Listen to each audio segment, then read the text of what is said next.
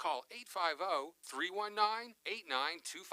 Reliable Copy Products is proud to be the exclusive dealer in Northwest Florida for Kyocera office equipment. Reliable Copy Products has been committed to providing professional, personalized service for the last 35 years. They understand that the right equipment does not always fall within today's budget requirements, so they offer several options for the equipment you need today for the growth you expect tomorrow. Call James Mothers at 784-6601, 784-6601. Reliable Copy Products on Harrison Avenue, just north of Bay High School.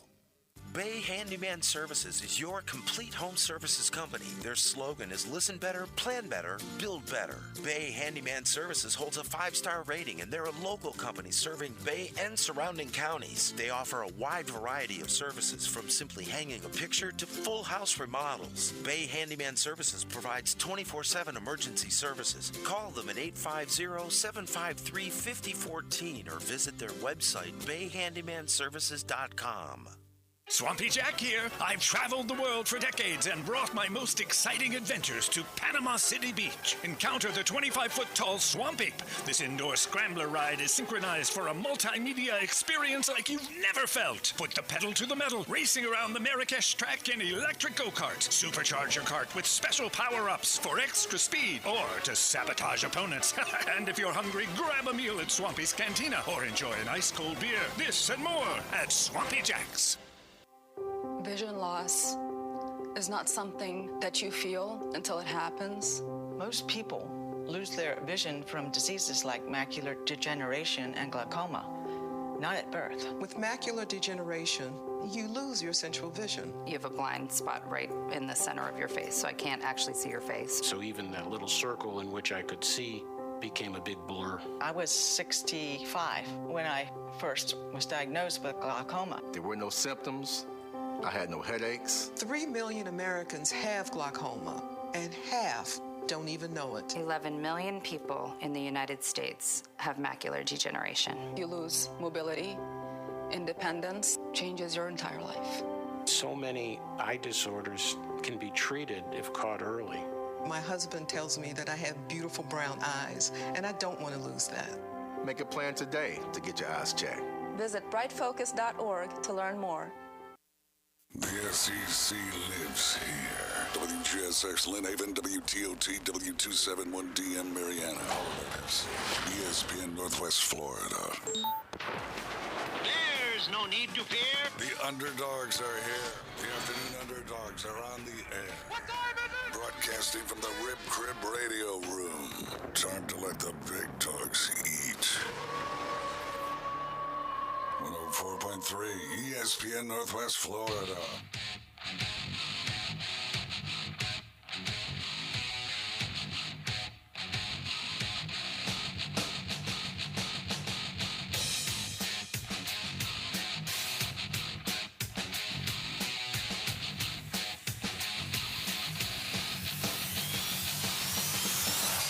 What is going on, Northwest Florida? You are now riding with the Afternoon Underdogs, listening to 104.3 ESPN Northwest Florida, also 102.1 in the Mariana area. Tough weekend for the Atlanta Braves, but the good news, if there is good news, we've got a 4-game set. Tomorrow's going to be a doubleheader, and we'll finish the series out with them Wednesday afternoon. Max Fried's going tonight, dropping 2, though, to the Texas Rangers. Yeah, they spent a lot of money on that roster, but the roster's not as strong as what you would think to believe our Atlanta Braves are at this point in time. So Max Fried getting to go tonight against the New York Mets. First pitch is at 6:10. We'll get you to the coverage today at 6 p.m. for that one. Cannot wait for it. Talk about it's not do or die. We're still well early into the season. It's still a marathon, guys. But we got to start making the waves now. And what better way to start it out against the division rival in the New York Mets. In other news, in the New Orleans Saints football world, man, this is a big-time deal for them. After the losses of Marcus Williams, Malcolm Jenkins retiring, Marcus Williams ended up signing with the Baltimore Ravens. You know, now you're bringing in a hometown guy, a stud, Super Bowl winning champion in Tyrann Mathieu, the Honey Badger. I think this is such a great acquisition by the Saints. They didn't get what they wanted to get done in the draft, let's not say that. I think that they had a wonderful draft, especially bringing in Chris Olave. But let's say that they didn't answer the question, one of the most glaring questions on the side of the defensive side of the ball at safety there. They did bring in Marcus May earlier in free agency. He's a safety with the New York Jets. Dude's a stud as well. In fact, if you really want my opinion on it, now I think the defensive backfield for the New Orleans Saints is even more dangerous. And they don't have Sean Payton anymore. They do have Dennis Allen, the head coach, who was the defensive coordinator. So your moves have to be made on that defensive side of the ball to keep things tightened up, keep things shored up. You've only really got one tough opponent there in the NFC South. Desmond Ridder could end up taking over for the Atlanta Falcons. You could see some, maybe a resurgence of Marcus Mariota. I highly doubt it. With the Panthers, they're going to go the way that Christian McCaffrey goes. And if he can't get it done, if he gets injured, what are we going to see there? Is Sam Darnold going to be able to put that team on his back? He was blessed with a 3-0 start last year, and they weren't able to get the job done. And injury started to play a factor there. Then they brought in Cam Newton, but I just don't see strength out of those teams in the Panthers and the Falcons. So if you're the Saints, you got to make big moves here. So bringing in Tyrann Mathieu, like I said, hometown kid, grew up in New Orleans, played for LSU. He's also tied for 5th in the league with 13 interceptions over the past 3 seasons when he was with the Chiefs, and he had 3 in 2021. One of those returned for a touchdown. So I love the deal here for the New Orleans Saints to come out and get Tyrann Mathieu. 3 years, $33 million. You got a pro right there, a pro's pro, and he's a gnat on the field as well. Not just a heck of a ball player, but you also bring in Marcus May, and these guys are a little bit more interchangeable. Whereas, with Marcus Williams, he was a strong safety. With Malcolm Jenkins, he was your weak safety.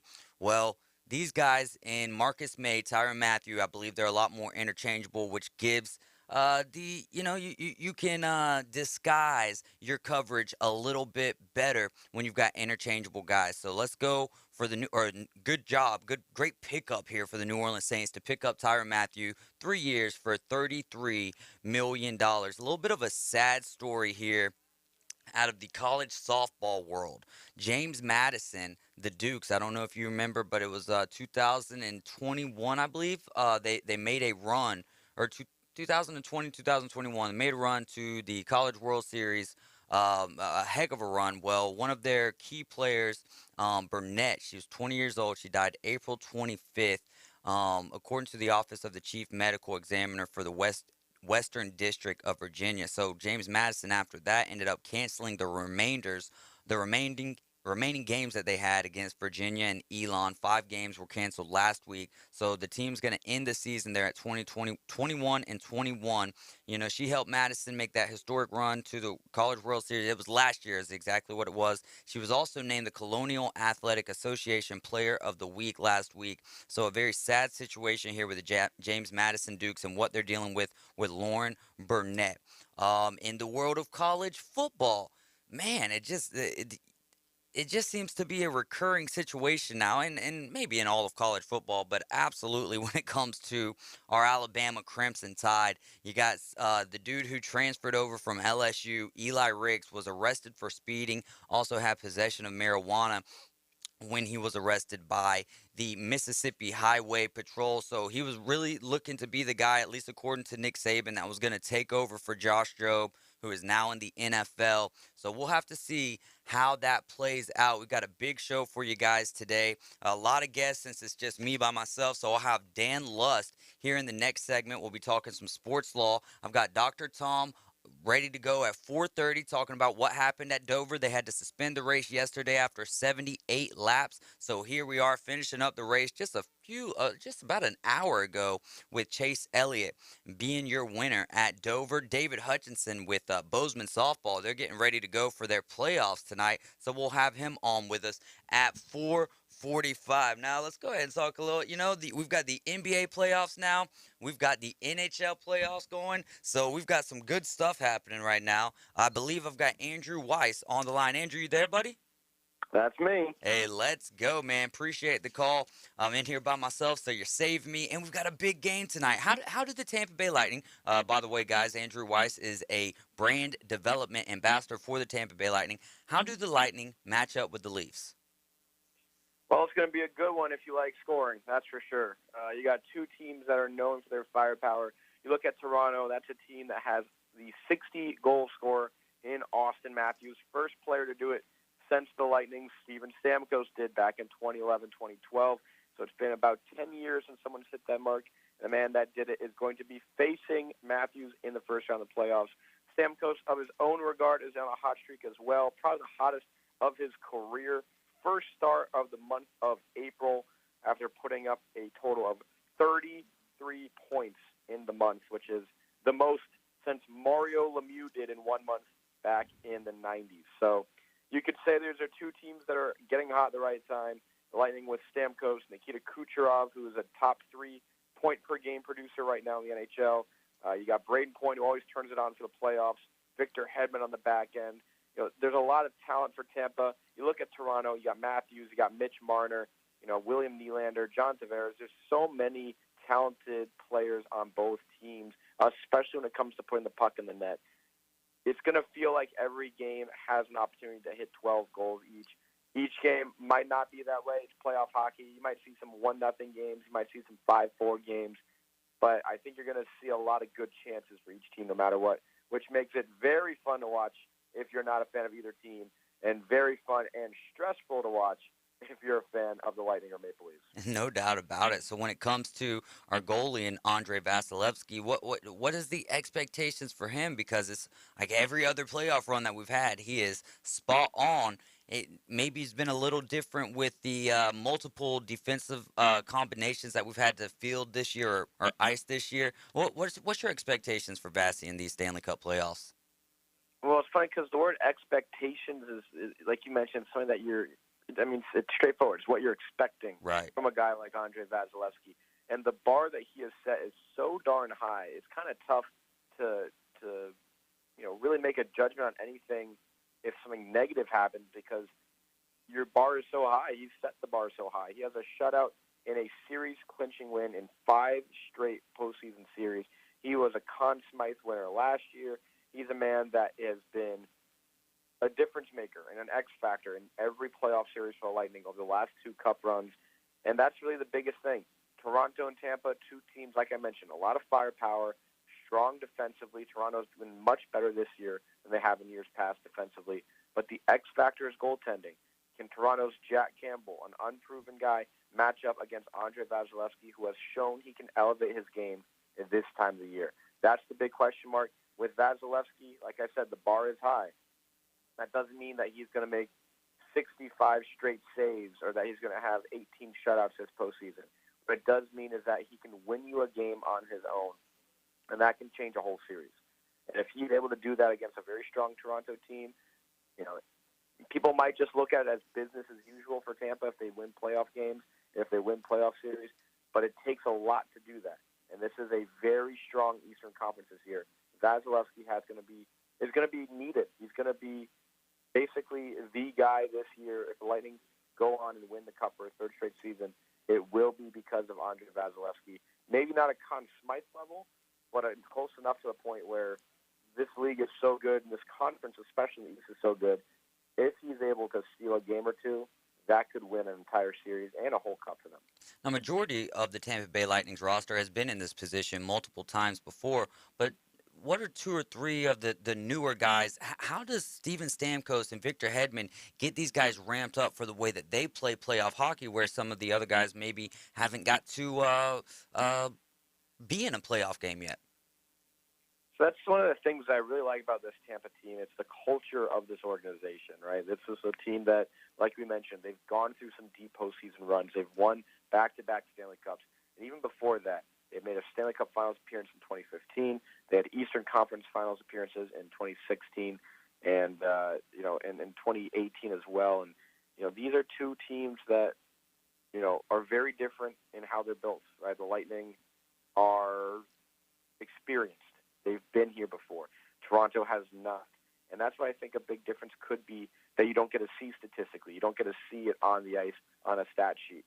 Is when, the old phrase, when the going gets tough, the tough get going. What does the Lightning do? They know how to handle adversity. So for these new guys that come in, to get back to your main question, guys like Nick Paul or Brandon Hagel, guys like Cal Foote, who's going to be getting some ice time here tonight against Toronto, these are guys that maybe don't have that same level of understanding like these veterans do, but there's no clicks on this team. There's no, no one hides their pride. Everyone checks their ego at the door, right? They know what they have to do.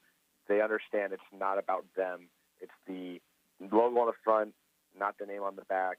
And so part of that culture and part of what I just said is incorporating guys like Hagel, like Paul, like Foote, some of these newer guys that maybe don't have the same experience, and showing them, okay, we're down 2-0, that's fine, one shift at a time. Or, hey, we're up 2-0, we need to limit their chances, don't let them get back in this game, whatever it might be.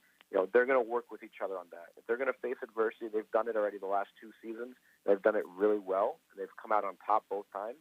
And this is a team that understands how to deal with adversity, so that's one of the good things. That's the culture of this team, is they can handle that, and that could be a difference maker as well. Their emotions being kept in check, maybe more so than some of these younger teams in the playoffs. Do you think there's a little bit more added incentive here for Steven Stamkos to head into Toronto and continue the 100-plus point year that he's had to this point? No, absolutely. I think there's not a question about that. This has been a really interesting year for Steven Stamkos, and I say interesting because I can't really go with a negative or positive adjective here. This is a year on the negative side that saw Stamkos competing in the NHL for a chance to play for Team Canada in the Olympics. This would have been probably his last chance to get on a very stacked country's roster. He's Canadian, it's a lot of pride. He never got a chance to do it, and there's a good chance he might not ever in his incredibly accomplished, likely Hall of Fame career. Didn't get a chance to go to the Olympics in 2014 when he broke his leg. No Olympics in 2018. There was all amateurs, and then 2010 he was too young, didn't make the team. So, the incentive for him this year was to show people what he can do to try to make the playoffs. And then when that got taken away, right, the rug snatched out from underneath all of the NHL players when, issues with COVID and different things caused them to miss the Olympics again this year.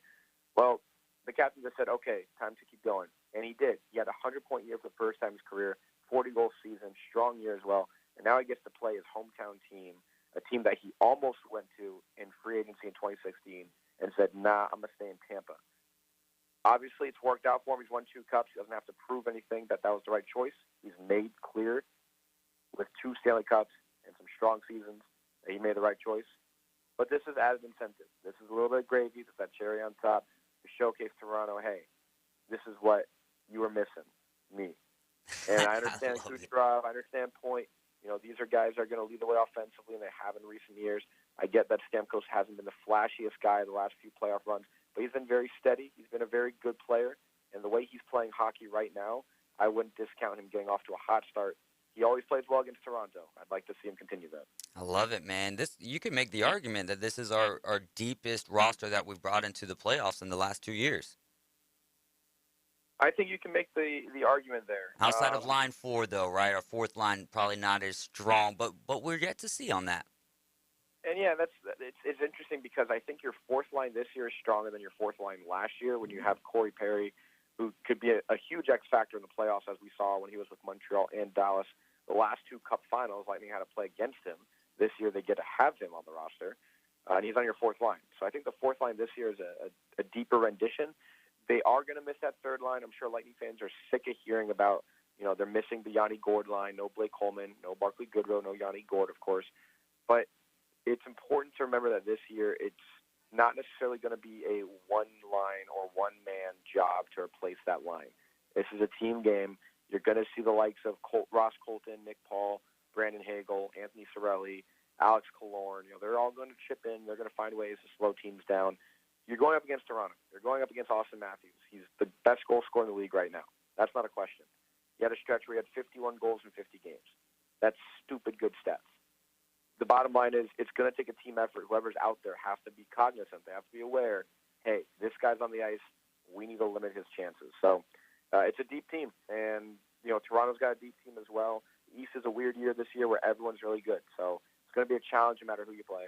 But it's a very good team that's going up against one another. You have the fourth best team in the NHL against the eighth best team in the NHL in the first round. Wow, man. Kind of crazy. I love it, man. I can't wait for the playoffs. I can't wait for puck drop tonight. Enjoy the game, Andrew, and we'll talk to you along the way with these playoffs. Sounds good. Looking forward to it. Thank you so much, my man. May 3rd, tomorrow, is bike night over at Rib Crib, so y'all go check them out. I've got Dan Lust coming up next. That was Andrew Weiss. He is with the Tampa Bay Lightning Brand Development. He's an ambassador for them. We're going to take a short time out. Really appreciate him taking some time out to get us ready for the NHL playoffs. Dan Lust when we get back.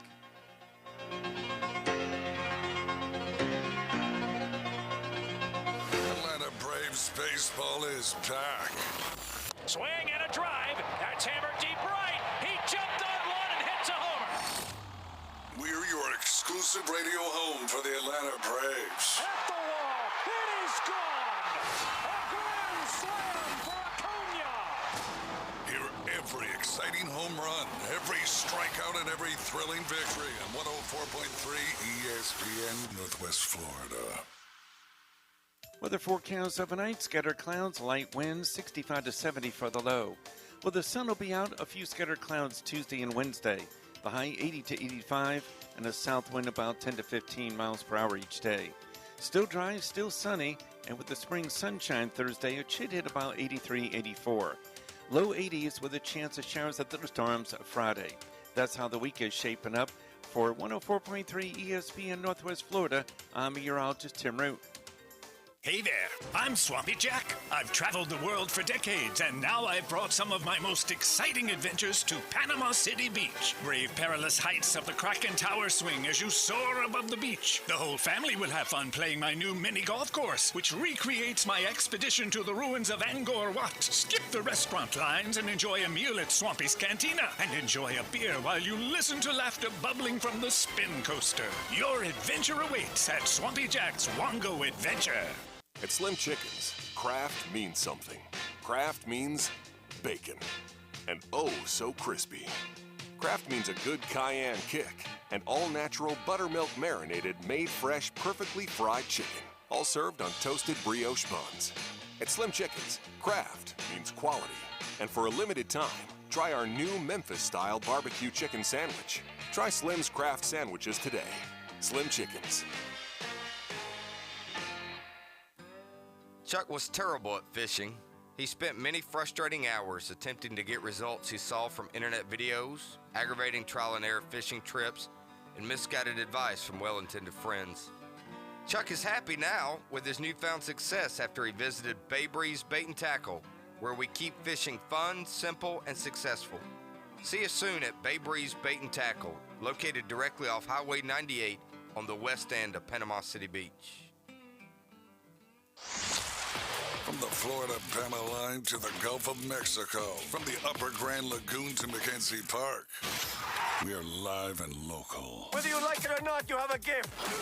Now back to the Afternoon Underdogs, live from the Rib Crib Radio Room, ESPN Northwest Florida.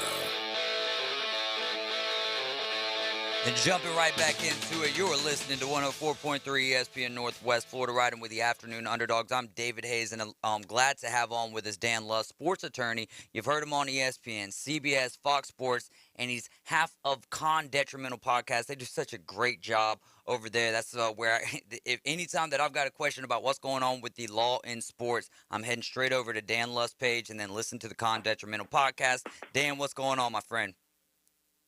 David, I'm good. Happy to join you on this lovely Monday. It is a beautiful Monday. So Friday we found out about the news of Trevor Bauer getting a 2-year suspension, longest in Major League Baseball history, outside of Pete Rose, but dealing with domestic violence and that policy. Deshaun Watson has yet to be suspended by the NFL. Why do you think why do you think baseball suspended Trevor for 2 years, and what's kind of the difference in policy by league here? I mean, the truth is this. Both leagues, and the NFL and Major League Baseball, have policies that allow the commissioners to suspend someone if they, for something, if they don't get charged with a crime. Their burden of, proof, we'll say, is like something closer to credible evidence. So if like a criminal court requires beyond a reasonable doubt and a civil court requires something that's called a preponderance of the evidence, which, David's a fancy way of saying a 51%, like a flip of a coin. The baseball, NFL, NBA, NHL, they all have a much lower standard than that. So, it leaves room for these teams to be pretty, we'll say, arbitrary with who they want and who they don't want to punish.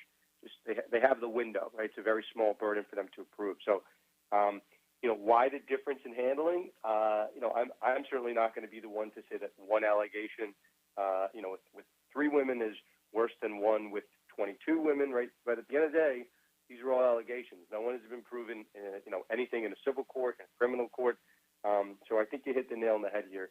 The complete divergent handling of Deshaun Watson, who gets a $230 million contract, and Trevor Bauer, who might never play baseball again.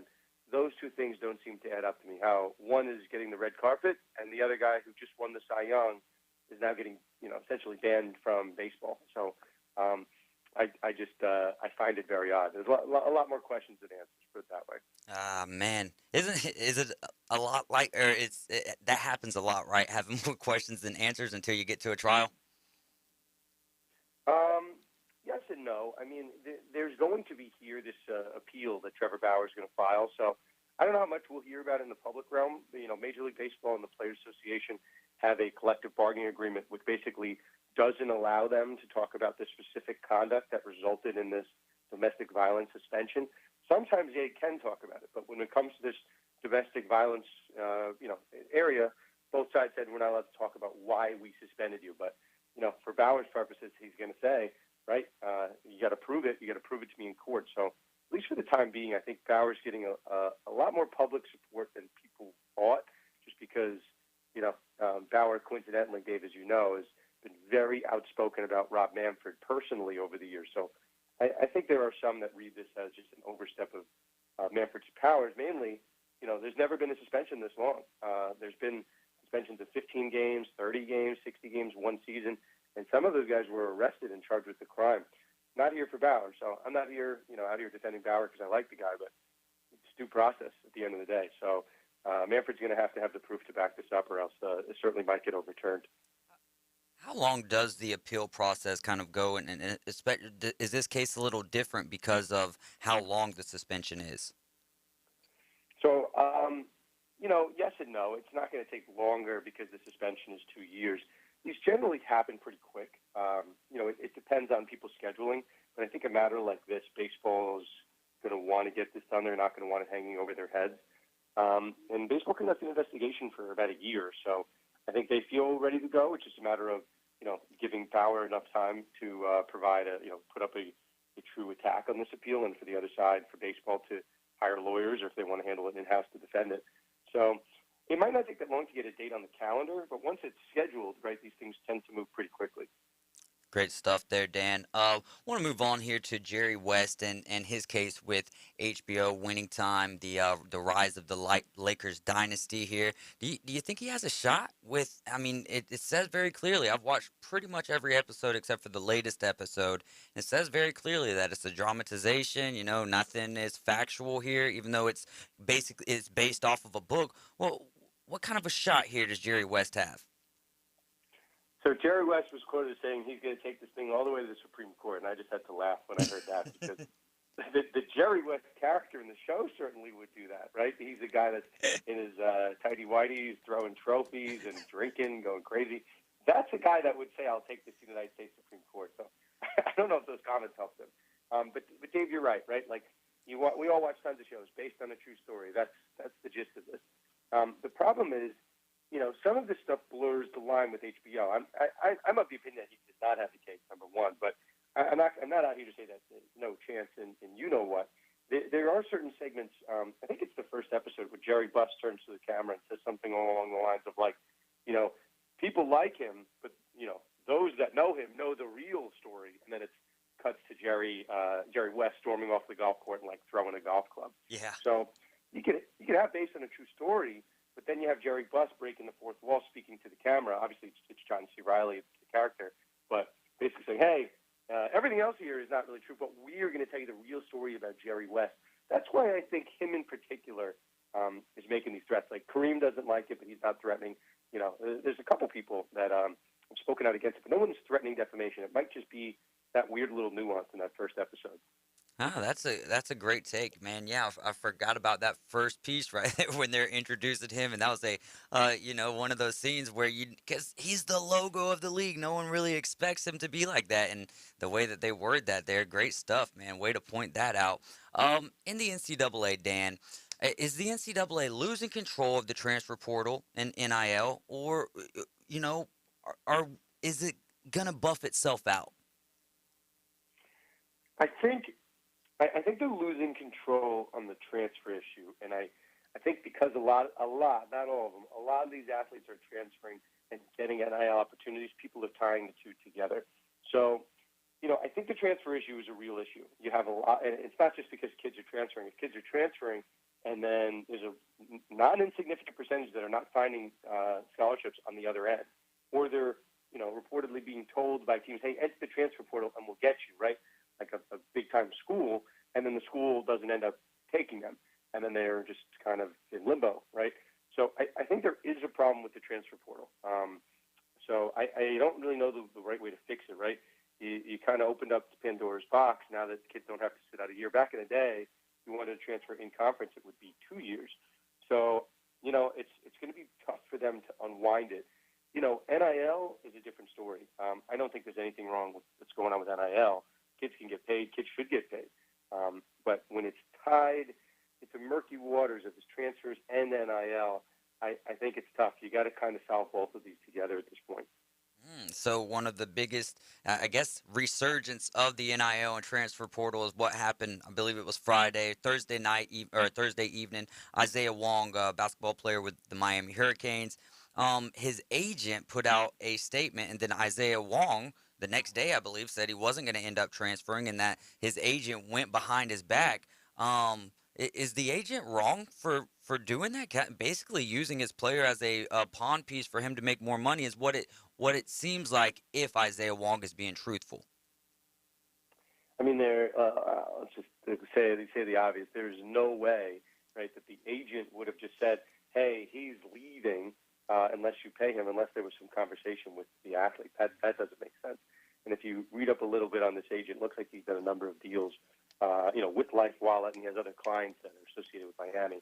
So that type of dealing, if it's true, it's really bad, right? Making a comment without authorization. But I read the statement. I think there's a world where, some parts of the statement, parts, or maybe speaking with ESPN wasn't authorized, but speaking with making the demand to Life Wallet was. It was an interestingly worded statement. Assuming that he didn't have the authorization, it's really bad. It might be even actionable, but I don't get that read. The question is, right, you're having Miami right in your neck of the woods, paying these guys all this money to enter the portal, and then you're getting, and you're getting all these transfers. But then the incumbent kids are saying, hey, like I see that Nigel Pack, right, this other K-State transfer, he was a 17 points per game guy with Kansas State. He got a deal $800,000 over 2 years. And how do I know that? Because John Ruiz, the CEO of Life Wallet, tweeted about it. So every other athlete with the program sees that, and they're comparing themselves to Nigel Pack and saying, hey, if this guy got X, I should get Y. That's the danger of being so transparent about these deals. It's good for the athletes, but, you got to be a little concerned that someone else is going to come and ask for some more money.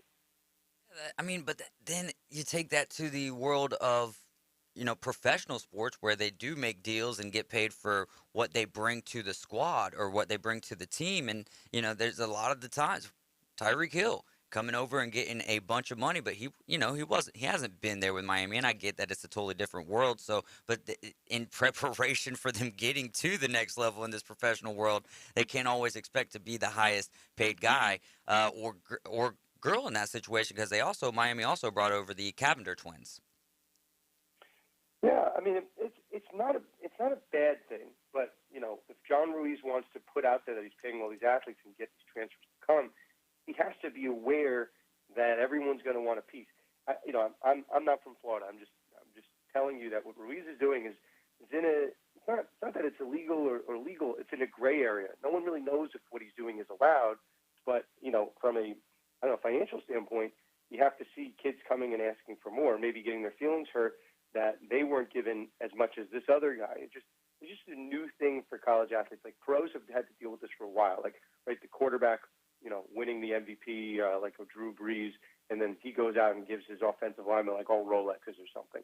But these 18, 19-year-old, 20 kids have just never had to deal with that concept. So that's why personalities, feelings, I don't know. I mean, I'm rooting for Miami to go back to the Sweet 16, Elite Eight. But when you get these personalities and all this money swirling, we don't know. It's just a new environment that we haven't seen in college sports. It is a great area, and they are swimming through it. And, I mean, the same way sharks are in a lot of gray areas, right, in the waters, and a lot of agents can tend to be kind of sharks as well. Dan, thanks so much for giving us your time today and getting us all caught up on the sports and the intersect and where it intercedes with law. Yeah, you guys are in the epicenter of NIL over in Florida. I mean that. So it's a really special thing going on there. Happy to talk about it. I love it. Thank you so much, Dan. You guys can hear Dan on the Con Detrimental podcast. Follow him on Twitter. He's a sports attorney, and you'll hear him on ESPN, CBS, and Fox. Dan, thank you so much, and enjoy the rest of your afternoon. We're going to take a short time out, and when we get back, it'll be NASCAR with Dr. Tom.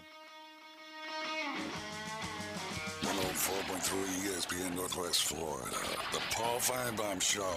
ESPN's got the draft covered. They don't need our help. What we're going to mainly concentrate on are things that interest our audience. We have a couple of head coaches lined up that are going to be out there. We'll talk to a couple of draft analysts, as I'm sure you've come to expect. Beyond that, I think we have a couple of strippers coming by.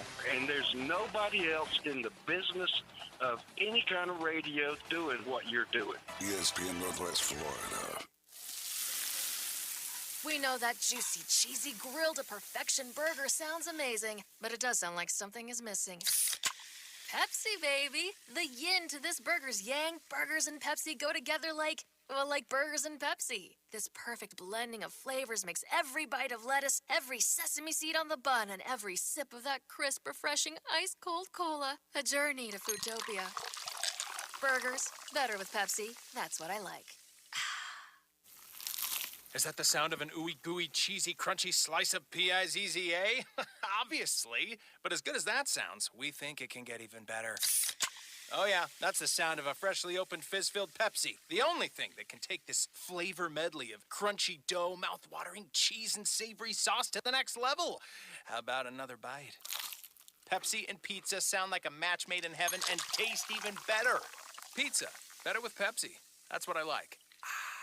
Dr. Chad Mitchell, orthopedic surgeon specializing in sports medicine and joint replacement of the knee, shoulder, and hip. He serves our local athletes and our community. Southern Orthopedic Specialist has been the leader in orthopedic care for over 20 years. New patients are welcome. Call 850-769-KNEE to schedule an appointment. More about Dr. Mitchell and Southern Orthopedic Specialist is available on their website, southernorthopedic.com. Southern Orthopedic, getting you back in the game. When you join Fit Culture PCB, you are joining a fitness community that provides the support and accountability to help you reach your fitness goals. We specialize in fitness over 30. We offer large group, small group, and one-on-one training. Fit Culture PCB uses body composition analysis to help you stay on track and reach your goals. Contact Fit Culture PCB today for your free consultation and body composition analysis. Online at yourfitculture.com. Live from the Rib Crib Studio. The mission. Your mission, should you decide to accept it. Save the panhandle from boring cookie-cutter radio. Now back to the Afternoon Underdogs. The state will self-destruct in 5 seconds. 104.3 ESPN Northwest Florida.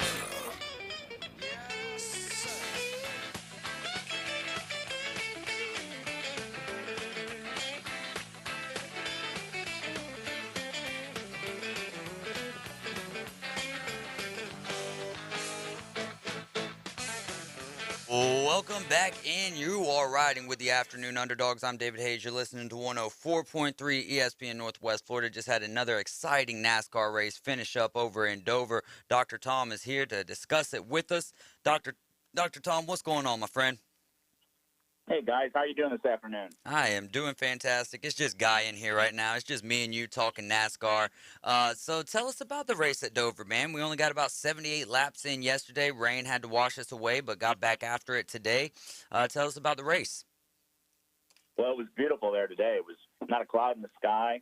was actually a real good race. I love Dover. That's one of the few tracks I've not been to, and I keep telling myself I'm going to get up there one of these days because I really enjoy that 1 mile track with a high bank. And I was so happy to see Chase Elliott get a win. That now gives all 4 Hendrick cars into the playoffs. Each one of them had at least one win. Byron's had 2. And so, the Hendrick organization right now is the hottest organization in NASCAR, and everybody's trying to chase their tail. So good to see Chase win. Yeah, when you talk about Hendrick Racing and the guy with 2 wins is William Byron, what does that speak to the testament of that team? Yeah, they're just real strong right now. I mean, it's always been a great organization. They've had their ups and downs over the years, but they always field some of the best cars.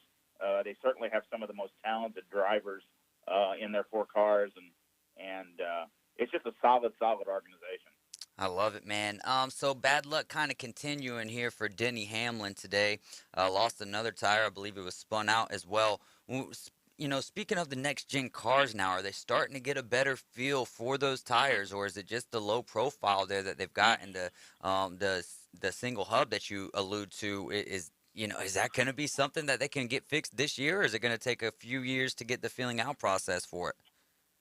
Well, you hit that right on the head. These low-profile tires, as soon as they get at all sideways, it basically, it breaks the bead off the rim and they go flat.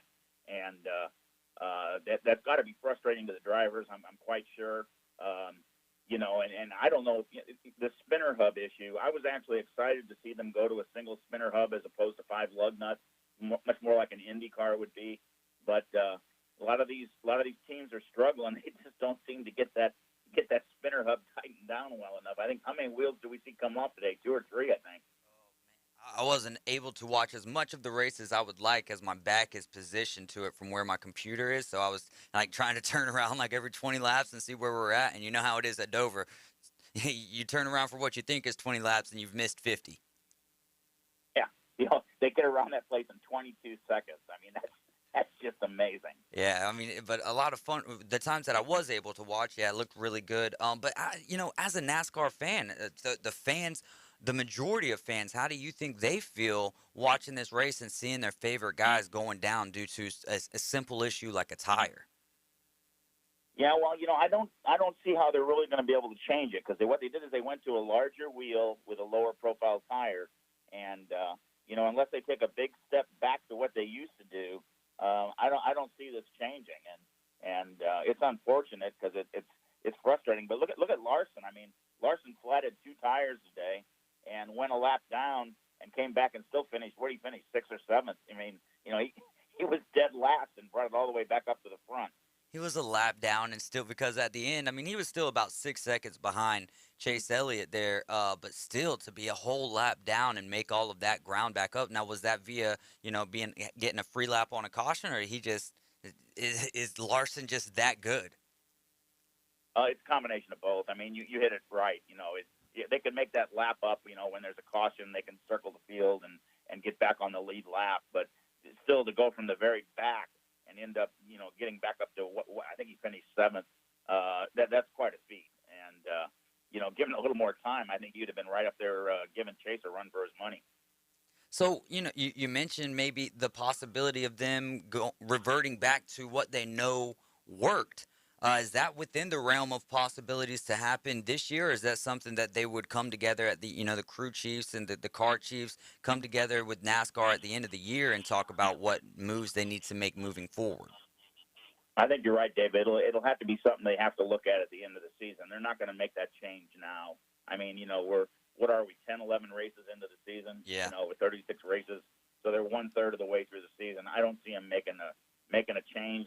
Maybe try to make an improvement over the off season, but I think they thought this was going to really turn out to be something. And I got to say the cars look good with that bigger wheel and that low profile tire. They look great, but if they get them sideways, then they flat the tires right out. This isn't the first time that they've changed cars, but is this the biggest amount of problems that they've had with the car when going from an older version of a car to a newer version? Well, I think it's still a learning curve, and I think we're starting to see at this point in the season that a lot of the teams are really starting to figure out this car. Everything I've read and heard, it seems like they're starting to get more comfortable with it. It's definitely different with the diffuser on the back of the car that's supposed to give them more ground effect. I know that's got to feel different to the driver. It's taken them a while to adjust, but I think we're reaching that point in the season where a lot of these teams have started to figure it out. And look at it. We've had multiple different winners this year. I mean, it's been a great season so far. It's not one guy dominating it. There's different winners almost every weekend. Yeah, it's almost, college football. Well, no, college football isn't the right way to put it, but in the NFL last year, there was a lot of parity, which is always great for the league. Speaking of drivers this year, who's the guy that surprised you with their success that maybe at the beginning of the year you didn't necessarily think that they would be at that level at this point? Well, I mean, that's a good question. I think I was glad to see Ricky Stenhouse do as well as he did today. He finished second. He challenged for the lead on a few occasions. I'm very glad to see that because he's had some struggles over the years. He's got reasonably good equipment. It's maybe not top-of-the-line equipment, but he certainly was competitive today, so I was very glad to see that. What about the flip side of that? Who's a driver that you had maybe high expectations for this year, but it's kind of been disappointing with their lack of success? Well, I think you gotta look at Denny Hamlin's had a tough year. My gosh, Harvick has had a terribly tough year. Who would ever thought that both of those guys in the same year are having a bad year? I agree. I mean, these are two of the most dominant drivers. I mean, granted, Denny's never won a championship, but he's sure come close. And Harvick, of course, has won a championship, but they just are not, especially Harvick. I mean, that whole Stuart Haas team seems to be struggling. I mean, yeah, Chase Briscoe got a win for them earlier in the season, but the rest of the cars, Almirola struggled.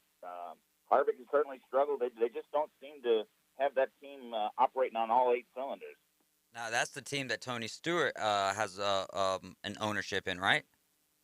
That's correct. It's Stuart Haas, yes. Well, he needs to get in there and cause a ruckus like he would used to do if someone wiped him out on the track. I still remember when he took his helmet and threw it at that car at Bristol years ago.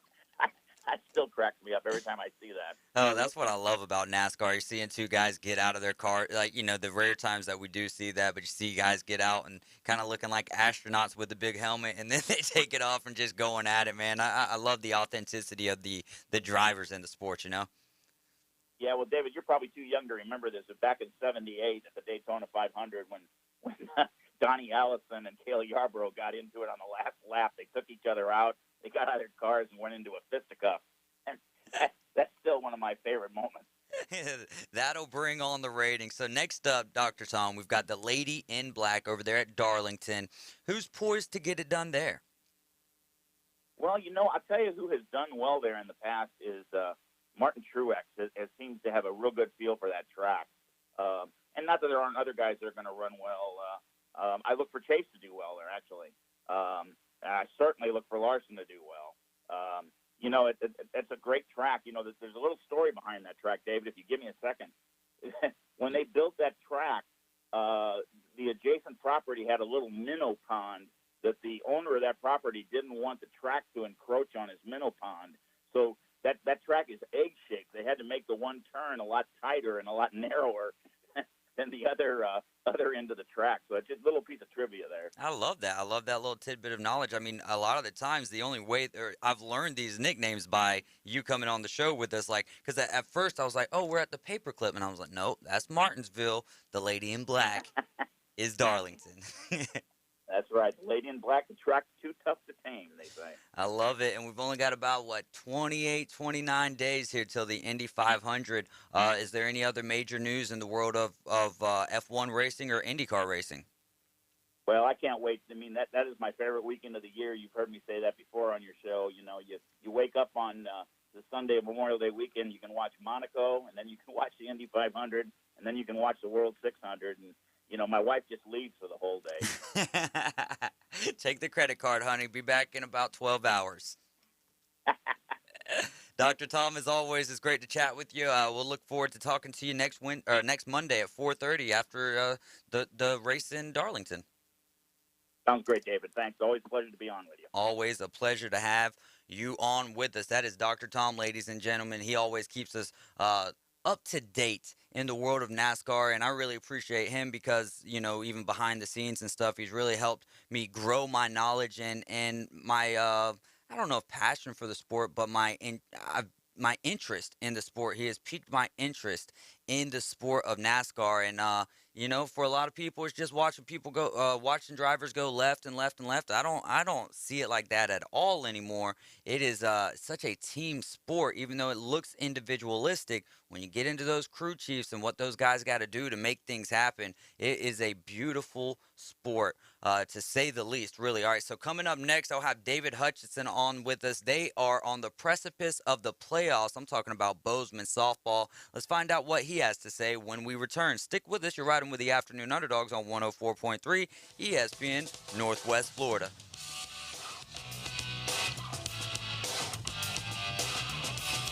104.3 ESPN Northwest Florida. The Dan Patrick Show. Love it. It's my favorite. My favorite. Talking tough, trash, in your face. They get right up next to each other, right to nose to nose.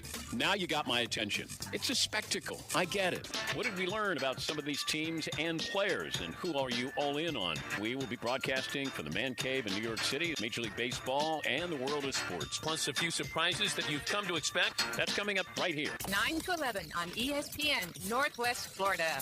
My weather forecast overnight for the entire listening area, it'll be partly cloudy. Overnight temperature 65 to 70, a south wind 5 to 10. It'll be partly to mostly sunny Tuesday in the low 80s, a south wind at 10 to 15. More sunshine planned for Wednesday and Thursday in the low 80s each afternoon, partly to mostly sunny. This weather forecast has been brought to you by Mid-South Lumber, best little lumber yard in Panama City and Youngstown. For 104.3 ESPN Northwest Florida, I'm meteorologist Tim Root. Los Rancheros has been doing it right for 20 years. Los Rancheros brings a top-shelf dining experience to you with the opening of their beautiful new building. Watch all college and pro games on Los Rancheros' 14 large-screen TVs, with great drink specials daily from 2 to 5, and during all the games. Los Rancheros, the place for live sports and great food on 23rd Street between Jenks and Harrison. I'm Matt Glover with Aero Pest Service, and we are your family-owned and operated pest control company in Bay County since 1977. Did you know termites do more damage every year than fires, floods, and storms combined? And all they need is a width of a sheet of paper to get in your home. But I can tell you that it's completely preventable. You can protect the most valuable investment you have by calling us today. Give us a call today at Aero Pest Service, 850-874-1900. Signworks, a business serving businesses since 1985. Everything from signs and banners, vehicles and boats, magnetic and real estate signs, contractor signs, and much more. Signworks can do large format, full color printing too. Signworks, a real professional in the business world. Call Signworks at 785-8899. Signworks, 850-785-8899. Damsel in Defense presents Defend Your Stance. Got an opinion? Time to defend it. It's the Afternoon Underdogs on 104.3 ESPN Northwest Florida.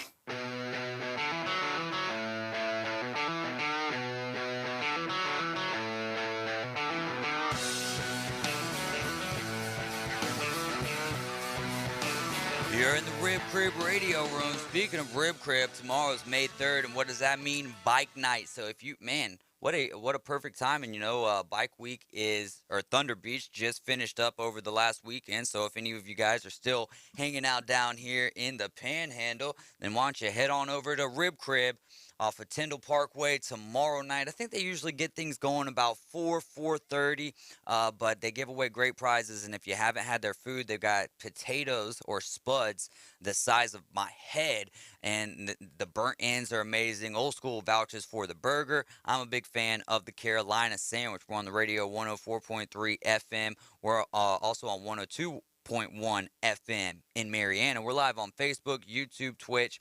Be sure to like and share our Facebook page, subscribe to the YouTube channel, download our new app, and register, all at 104.3 ESPN Northwest Florida. All right, so Coach Hutchinson wasn't able to answer the phone. He's traveling right now, so you know how it goes with the cell phone service and all that good stuff. If we have time, I'll get him onto the show with us today. But right now, tonight, high school district playoffs start tonight. Bozeman Bucks taking on Port St. Joe. If they win tonight in the first round matchup, they're going to be taking on Weewa tomorrow in the second round. So, you know, they got a junior pitcher who I don't know the name of, but she's been out all season long with a shoulder injury and it's finally been released, and she's going to be able to pitch tonight, no limitations. So he's under the impression that that's going to give them a huge boost, and we welcome that. So, you know, if you're out there, I'm not sure if it's going to be in Port St. Joe or Bozeman tonight. He didn't relay that information on to me. But if you got any time to go check out these youngins play, man, softball, what a sport softball is, growing so at such a fast, rapid rate, and it's a fast-paced sport. So, you know, baseball gets that knack for being boring to a lot of people. Softball to me is kind of the complete opposite. So, you know, there you have it. The high school district playoffs starting tonight. Bozeman and Port St. Joe, man. And the game is actually at Port St. Joe, and it's Piper Messick. I'm literally reading off his messages as he sends them to me right now. Go ahead, Coach. If you're still listening, give me a call, 850-215-6290. Let's get you on the line and chat here for a few minutes while we're waiting on that call. Reminder, you can listen to us on 102.1 in Marianna. I believe this is Coach ringing in right now. Coach Hutchinson, you are on the air with the Afternoon Underdogs. What's going on, my friend? Hey, sir. How are you doing this afternoon? I am doing great. I know you guys are ready, especially with the new, well, not the new addition, but the welcoming back of Piper Messick. What are you expecting from her tonight with no limitations? I'm expecting huge things. This kid is, you know, she's come a long ways in the last few years in her pitching. She's gotten stronger and stronger, and so we was definitely looking forward to her junior season. And she was dealing with a little shoulder injury, and so they have, you know, had her shut down, and she has been just, you know, chomping at the bit to get back on the field. And so last week she got to throw a little bit, threw about 30 pitches one game and about 45 the next game. And then tonight, all the reins are off, and we're going to turn her loose and let her throw as many and see how far she'll take us. Who's some other players that you're looking for a good or better yet great performance from tonight? Well, you know how it always goes. You got to hit the win. Mm-hmm. We're definitely looking for some of our sticks to, you know, perform well tonight in our lineup with Dakota Kilpatrick and Carly McLean, Whitney Rogers, who's been doing great as our leadoff hitter and leading the county in batting average, some other statistics. You know, and you need them all to hit. You need all nine to swing the bat and produce and drive in runs, and so that's what we're looking for. We've had a great week of practice. You know, all last week leading up, knowing that tonight is to date the biggest game of our season. So we need this one big time to be able to advance and play tomorrow night against Weewa. There you go. Weewa always fields a strong team. But how do you guys tonight match up with a team like Port St. Joe? And have y'all played them at all this year? So, no, we haven't played them this season. Of course, we played them last year, and but our coaching staff got to scout them a little bit over to North Bay Haven. They played North Bay Haven last week, so we got to watch them a little bit. And, you know, through, like we've talked about before, through travel ball, I have a few girls that play for my organization that go to Port St. Joe. So, of course, I know about those. And then there's, you know, a couple that's moved into the school this year and a couple that's moved up from middle school to high school. So they're a lot better than they was last year. So it's going to be a great matchup all the way around on both sides. And you said this game is at Port St. Joe tonight, right? Yep, we're actually traveling there right now. So it's a 7 p.m. Eastern start time, 6 Central at Port St. Joe at their field. So we're looking to try to come away with a big win. Now, if y'all win tonight, is your next game in Weewa, or will y'all be back hosting at Bozeman? No, so actually all district games will be hosted at Port St. Joe. So, okay. You know, we will, if we win, would play Weewa in Port St. Joe again tomorrow night. All right, Coach. Well, we're looking forward to it. Thanks so much for getting up with me. Any other news dealing with your softball players with Team Addictive, how you guys did last weekend, anything you want to share before we got to get to a break? Our 12U teams, we have two 12U teams. Coach Goddess coaches one, Coach Levin coaches another. They both went to a tournament last week and both ended up in championship games for our younger teams are really doing great right now, while our older girls are finishing up, obviously, their high school season. So, like me and Coach Goddess, some of us haven't been playing tournament ball right now, letting them do their high school thing. And then when they finish up, wrap it up, then we'll hit it hard for the summer deal, for the college showcases, and get them all recruited and get them to the next level. I love it, Coach. Thanks so much for giving me a phone call, and good luck to you and your Bozeman Bucks tonight. No, thank you, sir. Have a great day. Absolutely. We surely will. What a testament that is to the organization, right, guys? We're talking about an organization who runs very young up to 18U, possibly past that, but they're getting it done at the 12U. So that organization is just so strong throughout the whole organization, and love what they do for the city. So if you got any intrigue or interest in getting your young lady into playing some softball, you can send me a text over to 850-215-6290. Reach out to Thomas Guidis, David Hutchinson, Team Addictive, and that's TEAMADIKTIV.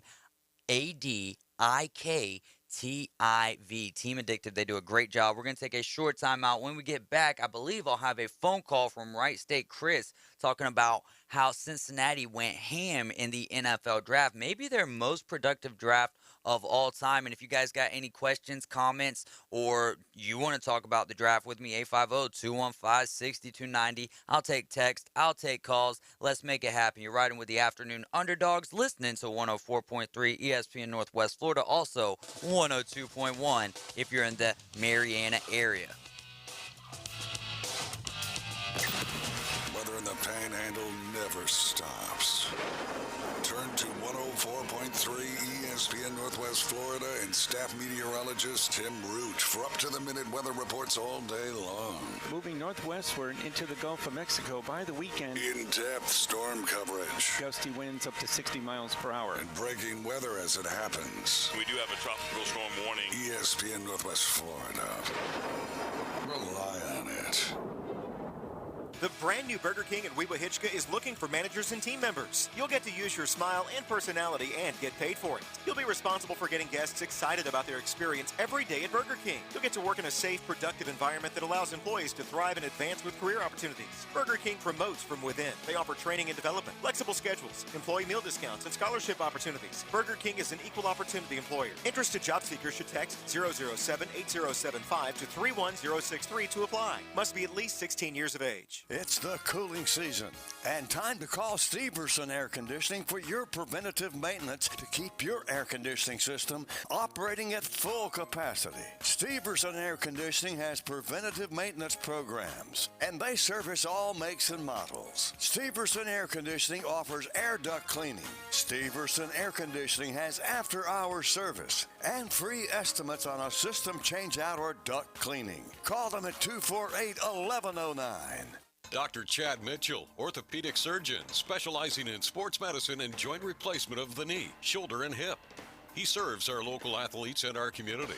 Southern Orthopedic Specialist has been the leader in orthopedic care for over 20 years. New patients are welcome.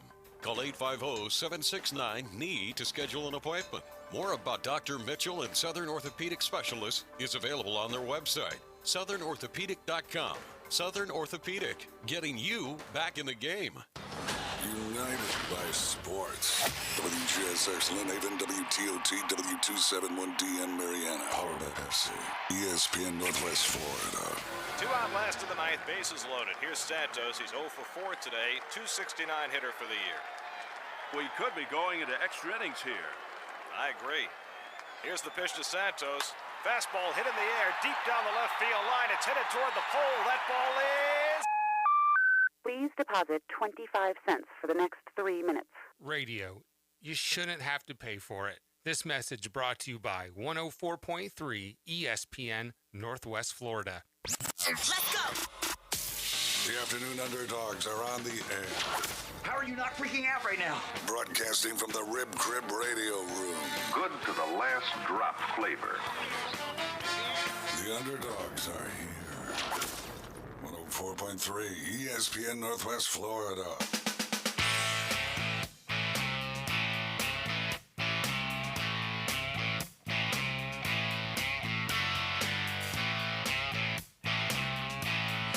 Wow, here we go. Hour number 2 already of the Afternoon Underdogs.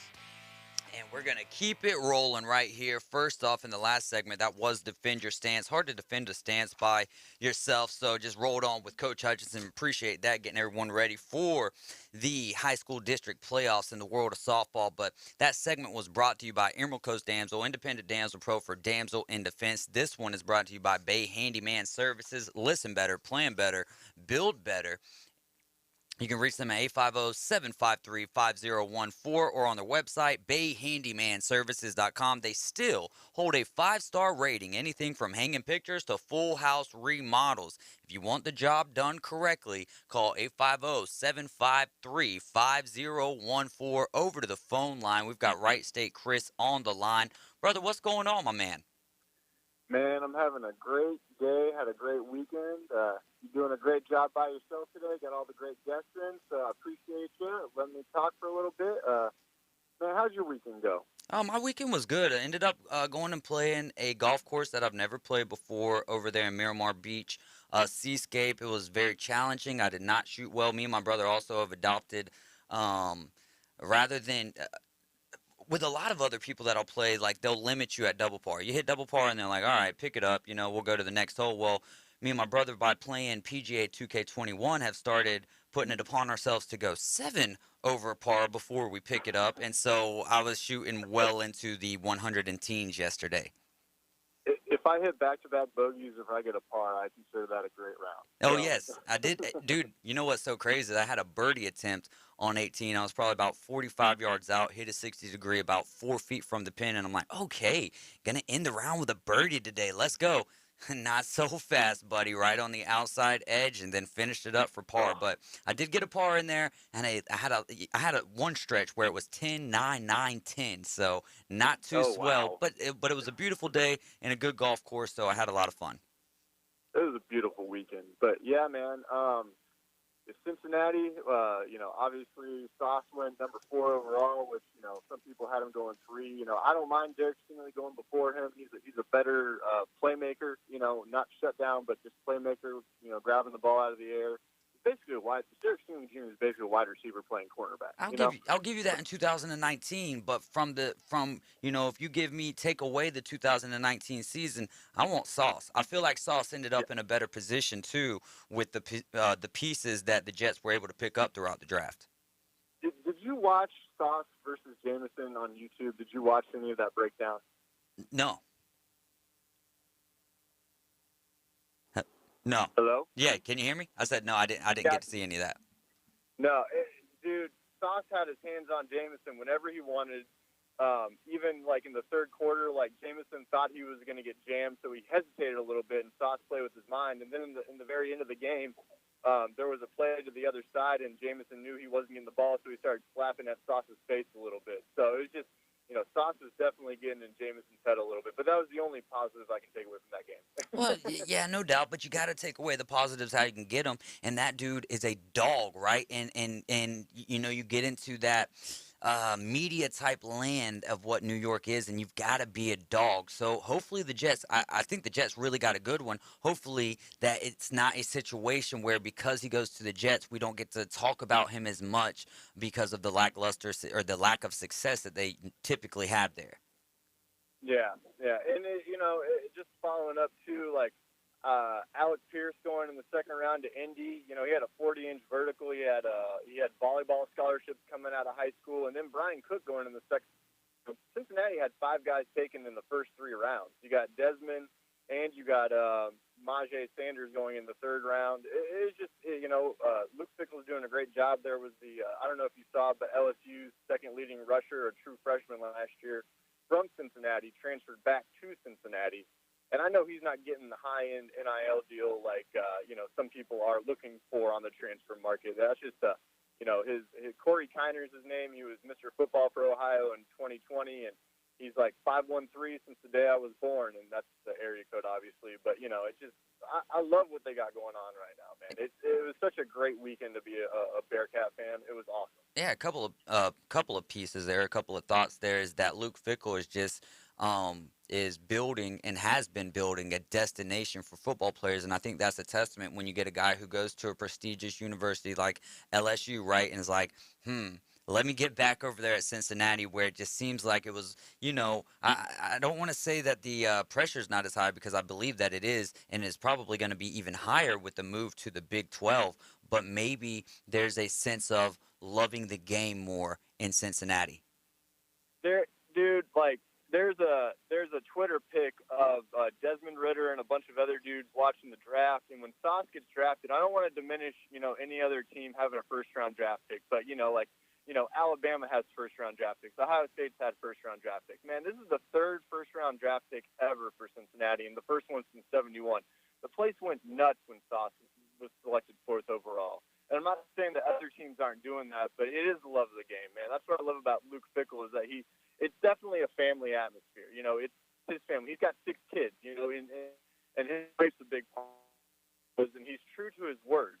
I sent you that picture. I was like, was Luke Fickell funny at all when he was talking to all the alums? He's like, no, he was straight to business, talking about football, just keeping everything in perspective. And, he's our coach, man.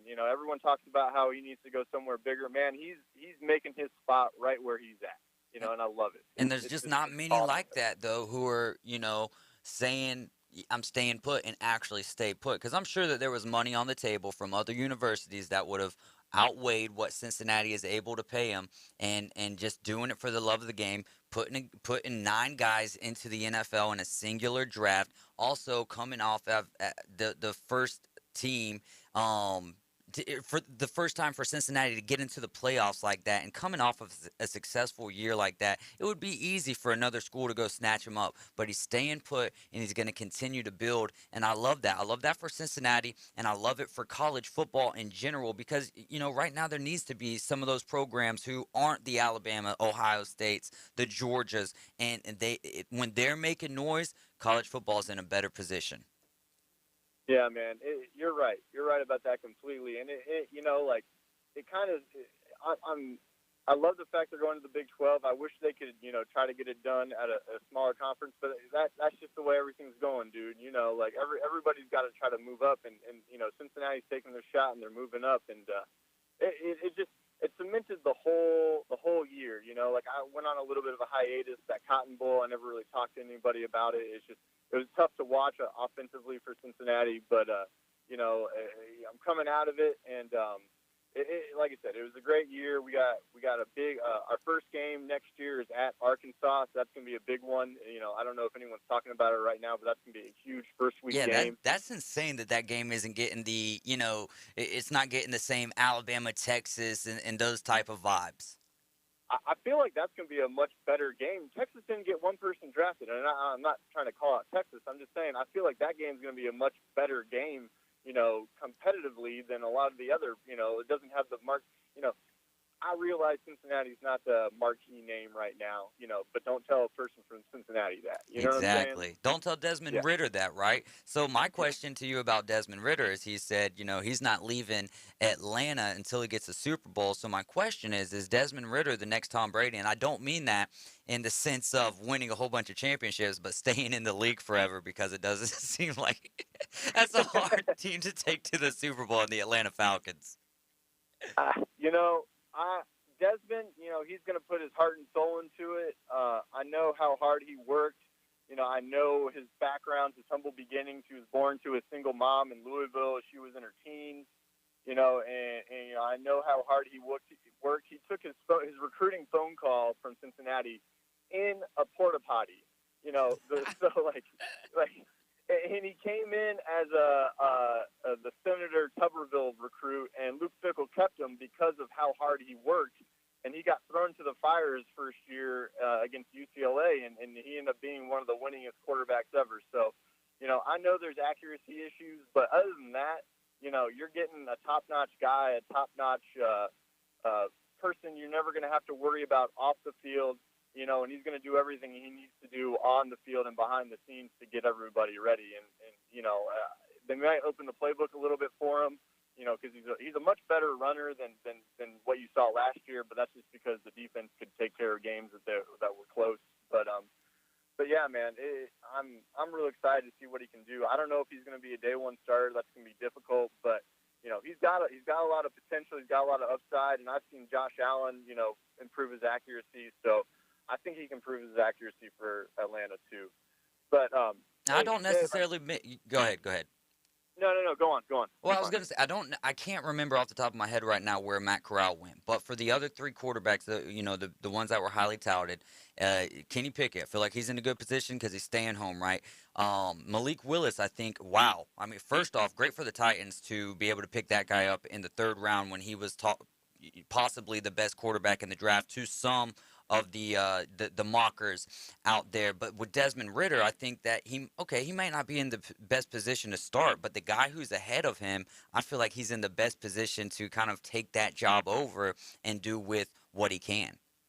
Yeah, he's the type of guy that if you throw him into the fire, he's definitely going to be prepared and definitely going to be ready to make some noise given the opportunities that he's given. So, all the Falcons fans out there, just know you got a top-notch guy, and I realize that top-notch guys don't necessarily win, but, he's going to do everything he can to make that team a winning program. But what I was going to say is I see you got freshly shaved. Are you getting your playoff beard ready?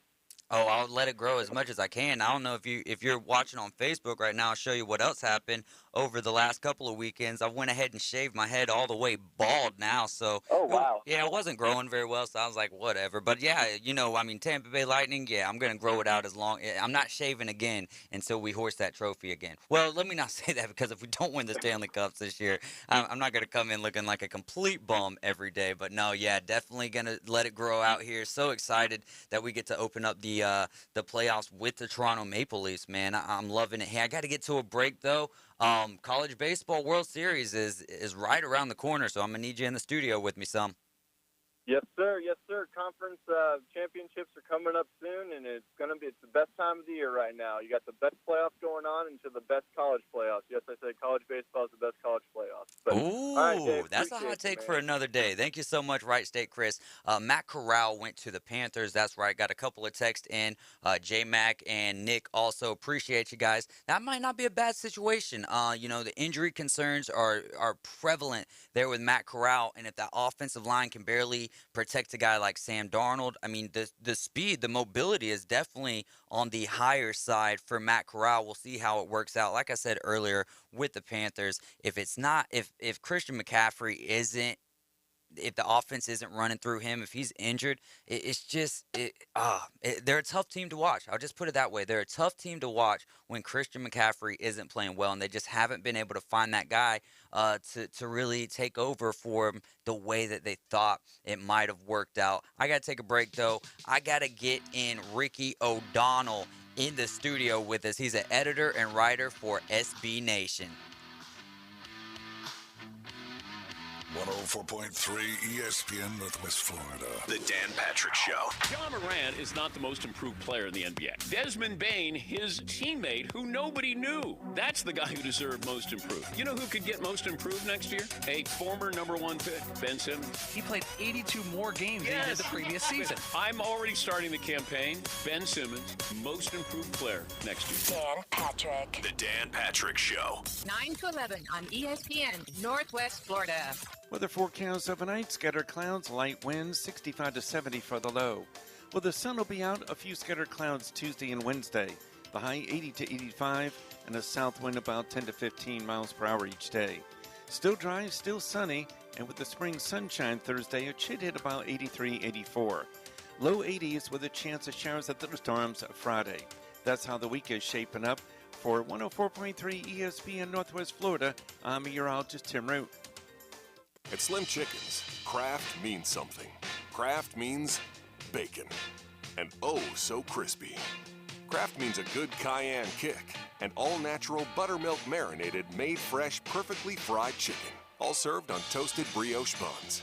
At Slim Chickens, craft means quality. And for a limited time, try our new Memphis-style barbecue chicken sandwich. Try Slim's Craft Sandwiches today. Slim Chickens. Golf Plus is your premier golf shop on the Gulf Coast. Not a big box or a chain store, but a local store with golf experts to serve you. An amazing array of demo and fitting products, plus a professional repair shop that can handle anything from a basic re-grip to a full set of re-shafts and everything in between. Golf Plus has locations in Dothan and Panama City Beach to serve you. Come see them today for all your golf needs. Located next to Firefly at the shops at Edgewater. Call 850-249-2726. Here at Tracy's Fine Jewelry, we want to help you celebrate Mom this month. From mother's rings with her children's birthstones to unique one-of-a-kind pieces just like her. This month is meant to celebrate Mom. From our large selection of beautiful stackable bands to simple, elegant diamond necklaces that will bring a sparkle to her eye. This Mother's Day, show Mom how much you love her with a beautiful piece of jewelry that's as unique as she is. From Tracy's Fine Jewelry. Live from the Rib Crib Studio. Doing what other stations can't. The Afternoon Underdogs is live and local. 850-215-6290. Always be sure to listen for the dial tone. 104.3 ESPN Northwest Florida. You're listening to the Afternoon Underdogs. This is 104.3 ESPN Northwest Florida, and glad to bring on with us Ricky O'Donnell, editor and writer for SB Nation. Ricky, what's going on, man? How are you doing? I'm doing fantastic, man. Thanks so much for taking some time out of your busy schedule and getting on the show with us and talking some NBA with me, getting me ready for the playoffs or the second round of the playoffs. And your latest article up there on at SB Nation. Fantastic. Not only did you cover a lot of, great statistics there, but also all of the content and the videos that you got in there made it a very enjoyable read as well. The article on Giannis' passing ability? Yeah.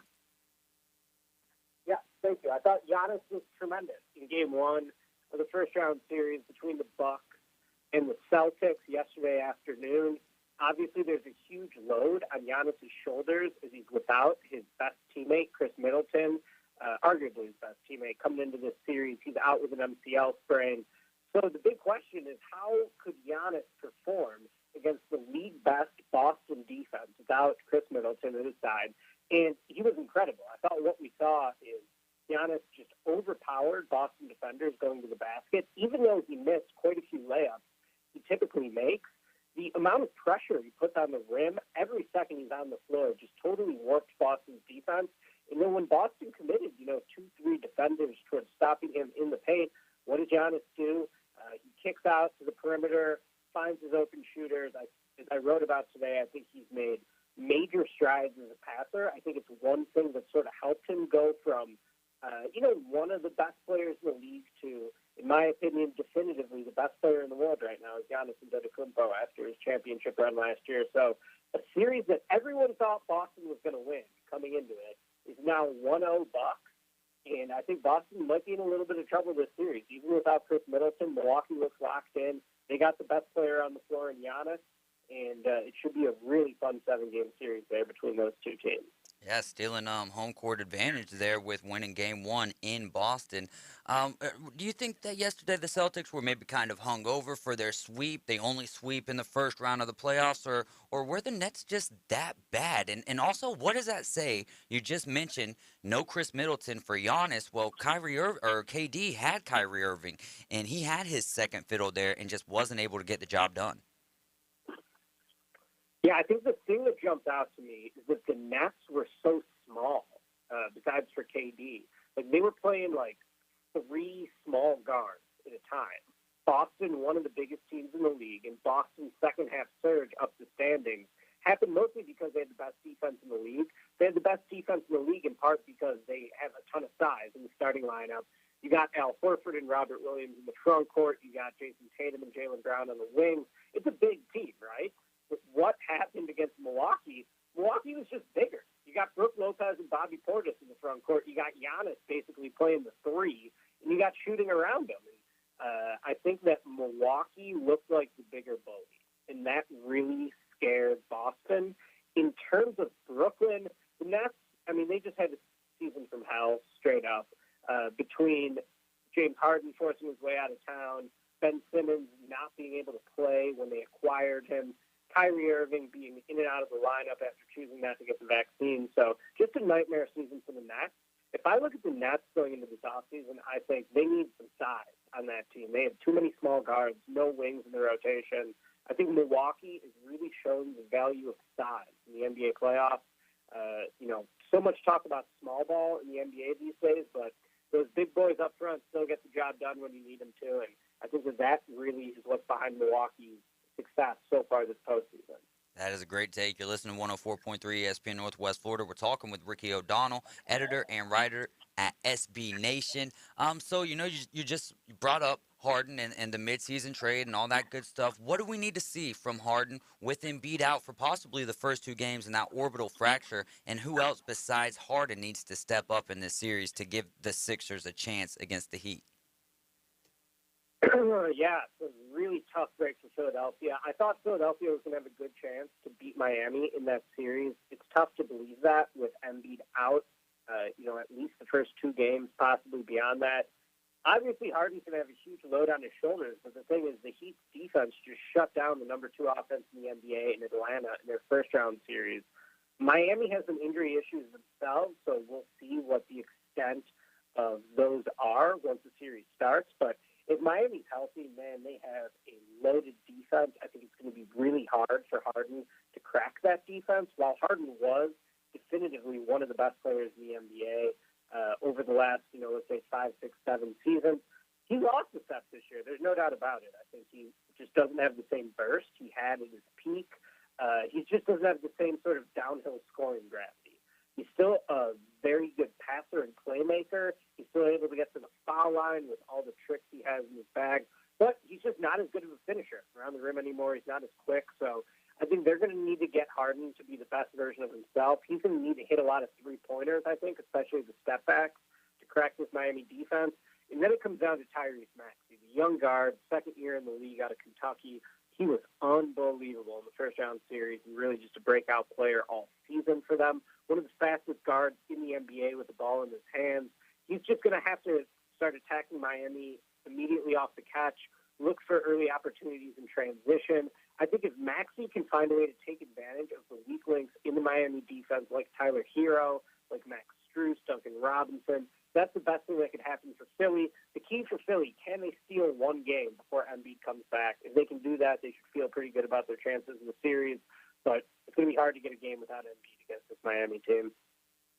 Even though the Warriors ended up winning game one of their series and one of the most exciting games so far in the second round, but winning game one there, do you believe that the Draymond Green dirty play that got him disqualified will come back and end up hurting the Warriors? And then also I want to know, with that flagrant two, do you believe that was a result of reputation, or did Draymond deserve that call? Yeah, I thought that was a reputation call for sure. I thought the play should have resulted in a flagrant 1 foul, which would have kept Draymond in the game. Instead, they give him the flagrant 2, gets ejected. I agree that I think it was, mostly because of his reputation. We saw Draymond get suspended for Game 5 of the NBA Finals a few years back. So not really a surprise to see the refs act swiftly with him, but I thought it was a little ridiculous. I didn't think Draymond deserved to get ejected for that play. I think the Grizzlies blew a golden opportunity. I mean, you got to win the Draymond ejection game, right? Especially when you're the underdog in the series, despite having home court advantage. They lost that game, huge blow. I think that Golden State's in control now. I expect Golden State to keep advancing through this series, and even beyond that, I think the Warriors look incredible. It's still Draymond, Clay, and Steph, but now they got Jordan Poole too, second-year guard or third-year guard from Michigan, who's just been phenomenal as a shooter and a scorer. So with Jordan Poole locked in, the Warriors basically look like the old Warriors, and I expect that to continue to be the case. Which series do you think is going to be the most competitive here in the second round? Great question. Let me think about that. I would have said Milwaukee-Boston, but Milwaukee was so good in round one. I'm still going to stick with Milwaukee-Boston. I think that the Celtics will come back in that, make it a tough series. So I expect that to be the most competitive. But, a series that could be sneaky competitive is the Suns versus the Mavs. We don't know the status of Devin Booker. He did return from a hamstring strain in Game 6 of Phoenix's first-round series. Didn't really look like himself, though. The Suns needed Chris Paul to shoot 14 of 14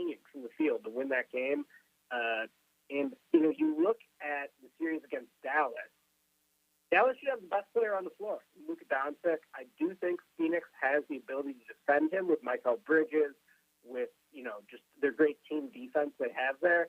But Luka is a problem. There's no real great way to defend Luka. The key for the Mavs is, can Jalen Brunson keep falling? I believe he averaged 28 points a game in their first-round series against Utah. He played absolutely incredible basketball. He needs to keep that up for the Mavs to have a chance. But, if they do, and if Booker isn't 100%, Dallas might have a sneaky shot there, even though Phoenix has been the best team in the league all season. I think that, if Luka's the best player in the series, and if Booker is a little bit hobbled, things could get interesting in that one. We're talking with Ricky O'Donnell, editor and writer at SB Nation. You only got about 2 minutes left before you got to get out of here. So who is the most complete team in these playoffs, according to Ricky O'Donnell? Yeah, I'm going to say the Warriors at this point. I think that they just have the most firepower with Draymond, probably a top 2 defensive player in basketball, right there with Giannis. With him captaining the defense, then on offense, you still got Steph, who has incredible gravity as a shooter, despite posting, the worst shooting stats of his career this season. You still got Clay, who looks like a shell of himself coming back from the injury, but he can still knock down and catch and shoot 3. And then you got the emergence of Jordan Poole, who's just been awesome for them. So I think Golden State's the most complete team. Golden State Phoenix would be an incredible series. And if it's Golden State versus Giannis in the finals, that would be an incredible series too. So definitely stay tuned to the NBA playoffs. I think that it's going to be really fun all the way through. Right now, though, as we sit in the second round, I think the Warriors are the most complete team, and I think the Warriors are the favorites to win the championship. I love it, man. Thanks so much. That was a lot of fun chatting with you there about the NBA, and I know our listeners definitely appreciate it. Sounds good. Thanks for having me. All right, man. That is Ricky O'Donnell, y'all, editor and writer at SB Nation. I really do look forward to keeping up with his articles as we move forward as well. He just does such a great job of piecing them together. A lot of fun to read, and then, he throws the videos in there as well. Ricky O'Donnell, you can go find his work on Twitter at SB Nation. What a job, and I appreciate him coming on and talking some NBA basketball with us ahead of these. Man, we're in the second round. The NHL playoffs are just getting started. Major League Baseball's underway. Braves are struggling a little bit, but we just had the NFL draft. Outside of the month of October, this is such a great month for sports. The Indy 500, Kentucky Derby is upon us this weekend. It's Mother's Day. No, that's not sports, but come on, we got to love our mothers because we wouldn't be here without them. All right, we got some NHL talk ahead of us with Trage Wilson. Can't wait to get him in. And then we've got the local high school spotlight. Also got to give you guys, the synopsis, the rundown, Wrestling Against Cancer. What a great job. Another great event put on by Jack Patterson in benefiting someone who's dealing with cancer, and Kendall Susie is dealing with leukemia, but we appreciate everyone that came out. Man, I think there had to been like 400 people, if not more there. A lot of great matches, a lot of great excitement. You're listening to 104.3 ESPN Northwest Florida. You're riding with the Afternoon Underdogs. I'm David Hayes, and when we get back, I'm going to keep it rolling with some NHL talk. Stick with us, y'all.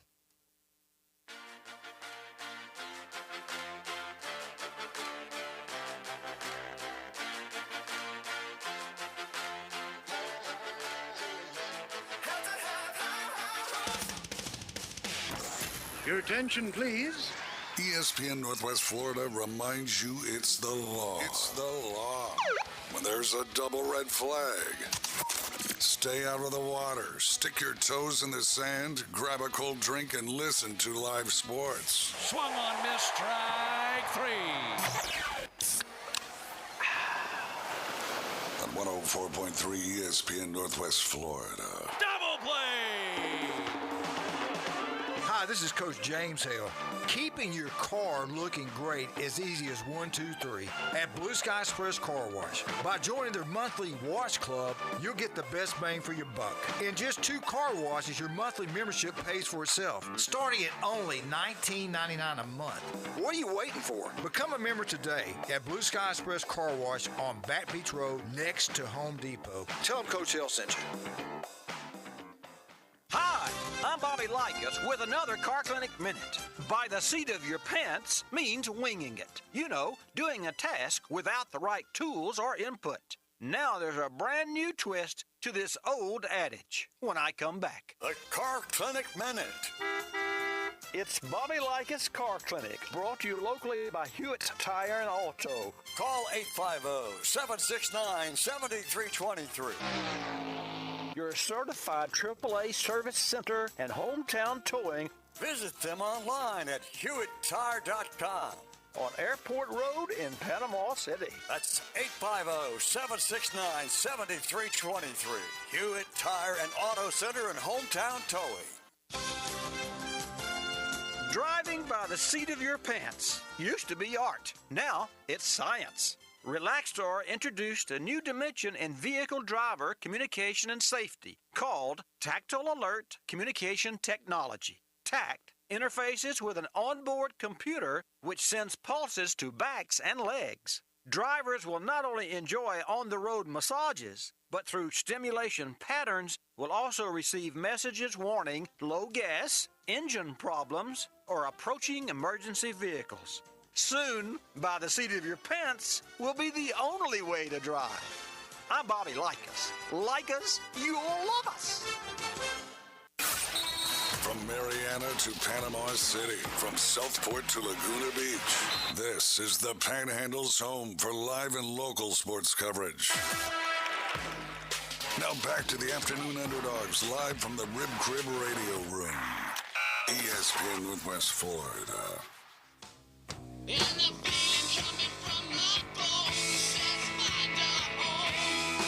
Well, welcome back into the Rib Crib Radio Room. You are riding with the Afternoon Underdogs. I'm David Hayes, and we're also on 102.1 in the Mariana area. I'm pleased to bring into the Rib Crib Radio Room with me now co-host of the Habs Unfiltered podcast. He's also a writer for the Hockey Writer, and he covers the Canadians. We've got Treg Wilson on the line with us. What's going on, Treg? Treg, you there? Okay, all right. I can hear you now. Sorry about that.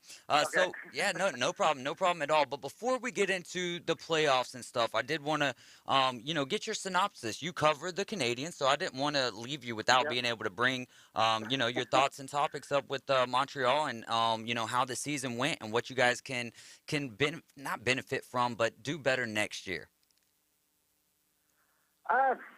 The Canadians, I thought under Martin St. Louis, once he took over, the Canadians were a totally different team. They won a little bit more, but not much, but they were an exciting team to watch. And the young kids like Nick Suzuki, Cole Caulfield really upped their game, especially Caulfield. He ended the year with 35 points in 37 games plus 22 goals under St. Louis. So he's supposed to be coming back next year. They're in contract talks right now. So if he can come back and get those young guys playing the same way they did this year, then it's going to be all good. I don't expect Montreal to be much better next year than they were this year, but going forward, our future looks really bright with the young guys we got coming. What was the excitement level like for Montreal to bring back hometown guys like Martin St. Louis, and then also y'all did end up getting Vincent Lecavalier in some sort of position, right? Well, Vinny's an advisor, so what he's going to do, he's going to stay in the Florida area where he lives, but he's going to be like a scout at the Florida and Tampa games, and he's going to work with Jeff Gorton and Ken Hughes to let them know who he thinks would be, they're going to just get his advice from him. He's just an advice, something with like what Roberto Luongo is with the Panthers. Okay.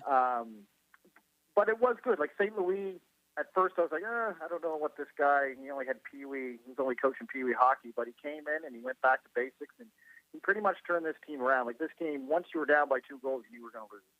And with St. Louis, you were down by 2, and you still had an idea, hey, we might come back on this one. And they normally came back and made it close, and sometimes they won, sometimes they didn't. So at least under St. Louis, we had a sense of, I think this team could still win the game, even though, we lost 9 straight there going into the end of the season. But after we traded everyone away, we really depleted the team. So yeah, we're talking with Treg Wilson, writer for the Hockey Writer, also covers the Canadians. Treg, give me who you think. I think we have 3 Canadian teams in the NHL playoffs this year. Who's the best chance for the Stanley Cup to make its way back to Canada? The Calgary Flames. Calgary Flames are the best chance. I think they have an all-around better team. Their goaltending, Jacob Markstrom is a top-notch goaltender, probably right now one of the best in the league. You have Gaudreau and Kachuk. You have a good couple lines, good scoring lines. So they have secondary scoring plus their main scoring, and they have a solid defense. And Daryl Sutter's just a good defensive playoff type coach. So I think Calgary's the best shot for Canada to get a cup again. All right, let's look at the Carolina Hurricanes and the Boston Bruins here. Give me a player to watch for each team. Player to watch for the Boston Bruins, I'm going to say is Jeremy Swayman. The rookie goaltender, if he can play like he did all season in this playoff series, then I think Boston has a chance of winning. For Carolina's a tough one because depending on how hurt their Renata is for their goaltending, will depend on them. But I think Sebastian Aho will be the guy to watch. I think he's really going to help that team offensively, and it's going to be that's going to be a tough series to measure, really, to see who wins. Well, what's the key for each team in that series for them to get the outcome that they want? For Boston, it's going to be goaltending. Like I say, Jeremy Swayman, if he can, sometimes rookie goaltenders going into the playoffs, they're either going to be really good or really bad. For Carolina, it's just if their defense can play like they have all season. They've had probably one of the better defensive cores in the league. If they can help Renata or whoever is going to goaltend for them, because I'm not sure Renata's 100%, if they can protect him and keep that top line quiet, the top Bergeron, Marchand, and Pasternak, then that's going to be the key for them to win the series. Who wins the series, and what's the outcome going to be? I'm going to say Boston in 7. Boston in 7. I love 7-game series. Is there any of the series that we have here in the first round that you perceive could end in a sweep, which is so tough to do in the Stanley Cup playoffs? I don't know. Personally, I don't have any in a sweep, but if one's going to end in a sweep, I'm going to say Florida. I'm going to say Florida-Washington. If that's going to be, I think Bobrovsky is on his game, playing like the $10 million goal he should be playing like he did this year. They just have a Washington Ovechkin. I don't think is 100%. Their goaltending is suspect. I just don't think Washington has it. I personally have Florida in 5, but I could see that being a sweep if there's going to be a sweep in the first round. Ooh, okay, so give me your players to watch there for each team, starting with the Florida Panthers. Got to be Huberdeau, right? Well, Huberdeau's the player to watch in every game, I think, for Florida. I'll say actually Claude Giroux, I think, is going to be an interesting guy to watch. Nice. He's a good two-way forward with experience, and he's going to play well defensively, and it's going to give that team a little bit of secondary scoring there as well. For Washington, it's going to be Ovechkin. If he's healthy, he could turn the tide of the game. If he's not healthy, that could be the key to them going absolutely nowhere. So that's the two I would watch. And then a key for each team here, starting with Florida. Florida, key for them is Bobrovsky. If he, ever since he got to Florida, he's been kind of up and down. But this year, he really put his game together and got them. He helped lead them to the President's Trophy. So for me, it's going to be Bobrovsky. The goaltending, as they're done, and for Washington, Ovechkin. I got to go to Ovechkin. Double down on that. If he's not 100%, then that's a lot of firepower there right off the Washington Capitals. So. And you got Florida in 5 in that series, right? Florida in 5? Yeah, I got Florida in 5, yeah. Well, let's go to the other Tampa Bay, or the other Florida team here. Tampa Bay Lightning, Toronto Maple Leafs. This one, I feel like there's going to be fireworks in this series, all series long. But give me a player to watch for each team. Player to watch for Toronto will be Mitch Marner. If Mitch Marner plays like regular season Mitch Marner, then Toronto's going to be a whole different team. If he plays like playoff Mitch Marner, then Toronto's in trouble. For Tampa Bay, the player to watch, it's going to be Pat Maroon. Four-time, going for 4. He's going for 4, but he's the guy that's going to put Matthews and Marner off their game. Him and Corey Perry are going to be the key to Tampa Bay getting those high-scoring players off their game. And, you already have the coach talking about him before the puck even drops. So if they get them two off their game, like what Montreal did in the later half of their series last year, then Tampa Bay. I think Tampa Bay is going to have a good go with this series. So Tampa Bay in 7? 6. 6. Okay. All right. I'll take Tampa that. Bay in 6. What's your let's see here. What's Pens and Rangers is kind of intriguing to me. The Penguins and the Rangers here, just because Rangers are looking to be the favorite from not from any source that I have other than the ESPN playoff hockey pick'em, and a lot of people were picking the Rangers. I'm curious to get your thoughts on this, Treg. Pens Rangers. Give me the players to watch for each team. Okay, for the Rangers, it's going to be Shesterkin. For me, he is a Hart Trophy candidate. He's a big reason why the Rangers are where they are today, and he's probably having one of the best goalie seasons, save percentage-wise, since we've seen since the days of Dominic Hasek. So he's the guy to watch in this series. He's going to win. He's either going to win the series or lose the series for the Rangers. For Pittsburgh, the guys, for Pittsburgh, it's hard to say who to watch because you have Sidney Crosby. So if you're not watching Sidney Crosby, why are you even bothering to watch Pittsburgh? But great point. But to me, I think it's Malkin. Again, it's a healthy thing. If Malkin's healthy, which he seems to be sometimes and not other times, that game could change. But for me, I have the Rangers in 6 on that. I don't think Pittsburgh has the defense or the goaltending to keep up with the Rangers. All right, I love it. Let's move on to St. Louis and Minnesota here, man. This one could be fun. I don't know. I think Minnesota's got the edge here myself, but give me a player to watch for each team here, the Blues and the Wild. For the Blues, my player to watch is going to be Tarasenko. Yep. He's been their top guy, even though he kind of wanted out. I think he kind of wants out of St. Louis. That's just me talking. Mm-hmm. I have no real proof of that. But I think he's going to be the guy to watch. He's the one that could change the game. Ryan O'Reilly would be another. I kind of got 2 here because Riley is probably one of the better two-way forwards in the game. For Minnesota Wild, it's going to be. I got to go. I'm going to go with Fiala. Fiala was one of the hottest players going into the playoffs this year, and playing with I'm going to screw his name up, Kirilov, the rookie there, Kippy or Kirilov or whatever, however you say his name. Closer than what I would have gotten. I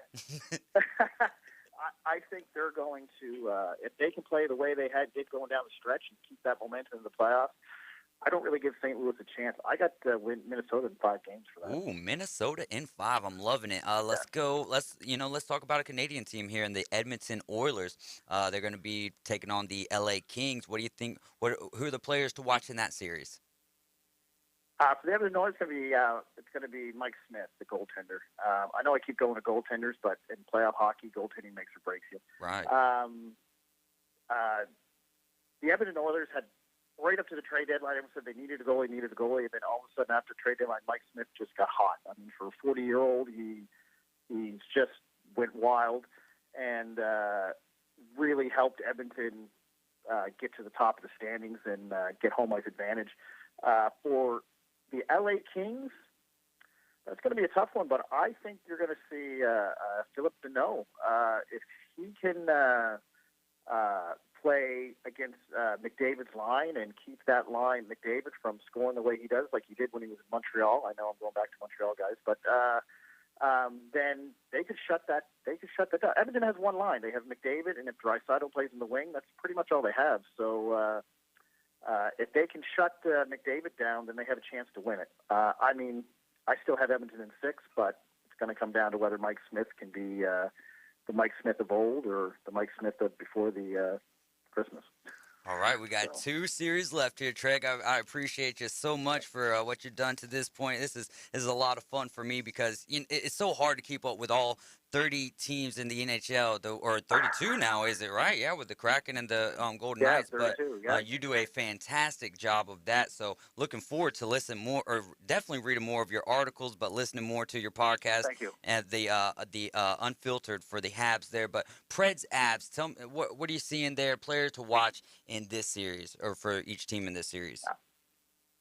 For the Avalanche, it's going to be Nazem Kadri. Nazem Kadri had a breakout season this year, which is tough to say because he's been playing forever. But if he can stay, if he cannot get suspended like he does most other playoffs, he could be a difference maker in that series to go along with Rantana and McKinnon. For Nashville, I'm going to go with Forsberg. I would say Saros, but Saros is injured, so he's not going to be playing. They have no goaltending. So I'm going to go with Forsberg. I was really surprised Nashville made the playoffs. So I think it's just going to be all Colorado. I think Colorado in 5. Colorado in 5, yeah. Is this the year for the Avalanche that they can actually make some noise past the first round? I mean, they've been fielding some good teams the last few years, but just kind of falling short of what their expectations are, I believe. I think they do have a team to make it all the way this year. All right, and then let's get to the Calgary Flames. The choice for Canada to get it done, to get the Stanley Cup back this year. We would all love that. Dallas Stars, Calgary Flames. Again, Calgary. I got Calgary Flames winning this series in 6 games. The player to watch for Calgary is going to be, of course, Johnny Gaudreau. How can you not watch a guy with the nickname Johnny Hockey? Yeah. He had a tremendous year this year. Him and Matthew Tkachuk have just been incredible together.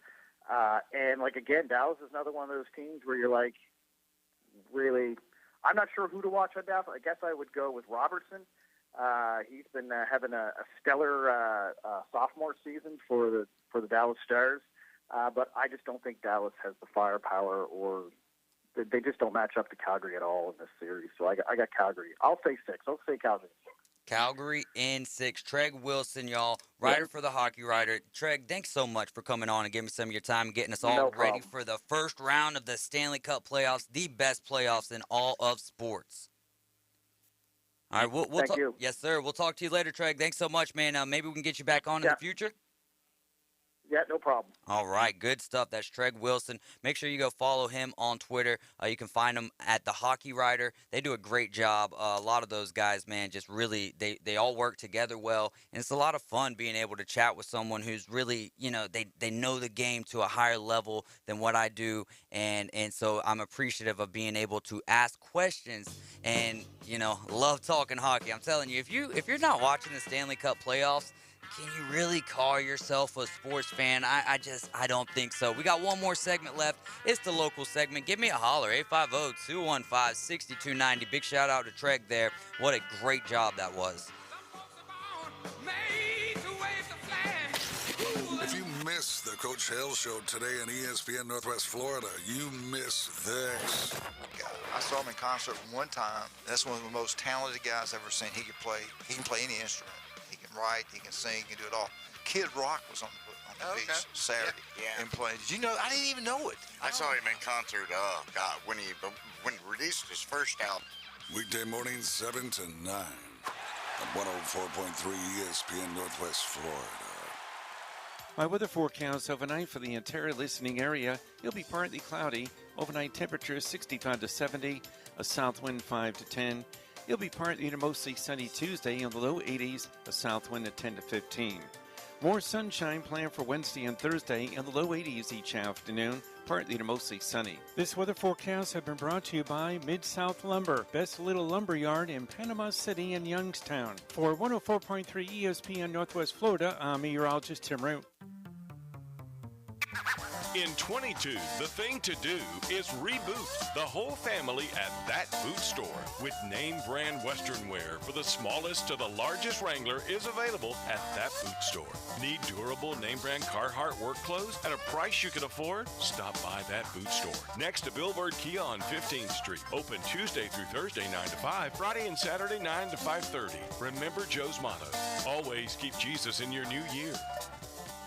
Bay Handyman Services is your complete home services company. Their slogan is listen better, plan better, build better. Bay Handyman Services holds a 5-star rating, and they're a local company serving Bay and surrounding counties. They offer a wide variety of services, from simply hanging a picture to full house remodels. Bay Handyman Services provides 24/7 emergency services. Call them at 850-753-5014 or visit their website, bayhandymanservices.com. 104.3 ESPN Northwest Florida are proud members of the Panama City Beach Chamber. We'd like to welcome the newest members to the Beach Chamber. Hyatt Place, Panama City Beach, Florida. Dockside Bar, Market and Grill. 4 Repeat. Smooth Movers. Body Exhibit. And Tool Time Building and Roofing. Congratulations from the area's only sports radio station. 104.3 ESPN Northwest Florida. Live from the Rib Crib Studio. Hot takes, the latest trades, in-depth interviews. That is my reaction. We break it down for you right here. Very big springboard for the rest of my career. The Afternoon Underdogs. That's the problem right there. 104.3 ESPN Northwest Florida.